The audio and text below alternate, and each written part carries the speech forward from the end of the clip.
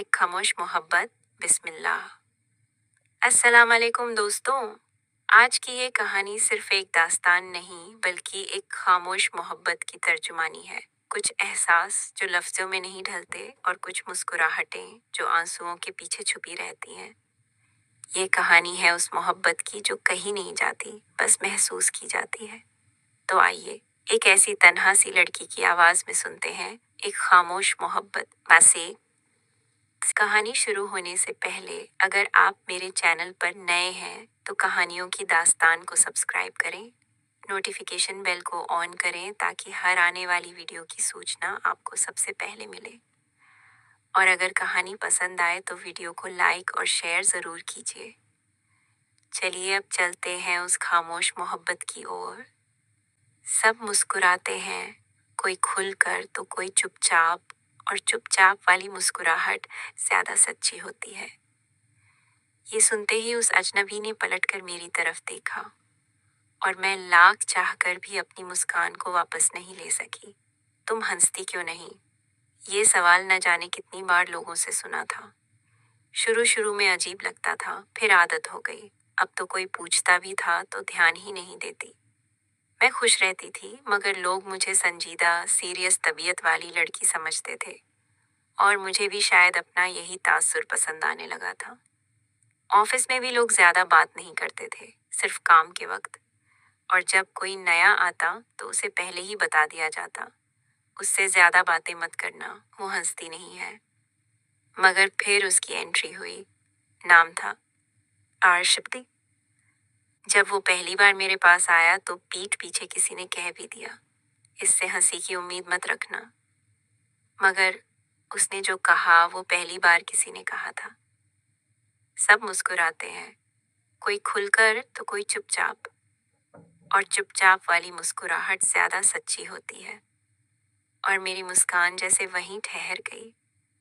वो अपना नाम बताकर चला गया, शायद Rishabh.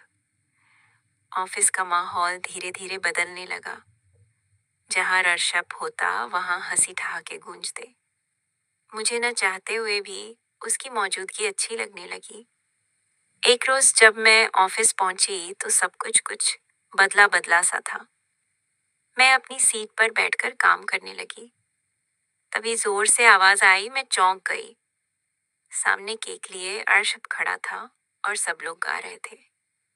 Happy birthday to you, रसिपी हंसते हुए बोला। हैप्पी बर्थडे वाणी, अकेले नहीं मनाने देंगे। बॉस की आवाज भी आ गई। हैप्पी बर्थडे वाणी, और थैंक यू यंग बॉय हमारी बेस्ट एम्प्लॉय का बर्थडे ढूंढने के लिए। मुझे मजबूरी में केक काटना पड़ा, मगर दिल बहुत भारी था। मैं वॉशरूम की तरफ निकल गई ताकि कोई मेरी आंखों की नमी न देखे। पीछे से आवाज आई, अरे बर्थडे गर्ल, न कोई थैंक यू न शाबाशी। रर्षा भी मुस्कुराते हुए मेरे सामने आ गया। भलाई का तो जमाना ही नहीं रहा।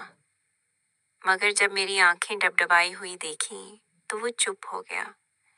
शाम को जब ऑफिस से निकली तो वही डर था कि कहीं फिर सामने आना जाए ऐसा जाए। और हुआ भी यही। बस स्टॉप पर मैं खड़ी थी, तभी आरशा भी बाइक पर आ गया। चाय या कॉफी, चाहो तो नाश्ता भी हो जाए, मैंने कहा। मेरी बस आने वाली है। वो बोला, मेरी बाइक ज्यादा तेज है और अगर भरोसा न हो तो अगली बस 1 घंटे बाद आएगी। मैंने कहा, मैं पैदल चलूंगी। वो मुस्कुराकर बाइक से उतरा। चलिए, मैं भी पैदल ही चलता हूँ। बस स्टॉप के पास एक छोटा सा होटल था। वहां बैठकर उसने कॉफी मंगाई, मैंने चाय। उसने बिना पूछे 2 समोसे भी मंगवा ली। मैंने झुंझलाकर कहा, मुझे कुछ नहीं खाना, बस चाय पीकर निकल जाऊंगी। उसने धीरे से कहा, आज आपकी आंखें देखकर कुछ खाया नहीं गया। मैं फिर से चुप। वो बोला, आपके आंसू कयामत ढा रहे हैं और अगर यहाँ गिरे तो मुझ पर वाकई कयामत बरस जाएगी। मैंने गुस्से से देखा, फिर चाय का कप खत्म किया और 20 रुपये रखकर बाहर निकल गई। उस दिन के बाद मैंने उससे दूरी बना ली। पर वो रोज अपनी मासूमियत से मुझे फिर करीब लाने की कोशिश करता रहा। फिर एक दिन मीटिंग थी और मैं लेट पहुंची। बॉस नाराज हो जाते, मगर उससे पहले अर्श भी बोल पड़ा। सर, वाणी जी को मैसेज भेजना भूल गया था, मेरी गलती है। जबकि उसने मुझे मैसेज भेजा था, मैंने ही बिना पढ़े डिलीट कर दिया था। उसने मेरी गलती अपने सिर ले ली थी। उस दिन के बाद कुछ बदल गया। मैंने पहली बार किसी को दोस्त माना था। एक दिन मैं बस स्टॉप पर थी, तभी आंखों के सामने अंधेरा छा गया और मैं बेहोश हो गई। जब होश आया तो अस्पताल में थी और सामने रश्ब। मैं बिखर चुकी थी, रोते हुए बस यही कहती जा रही थी, वो मर जाएगी, उसको बचा लो।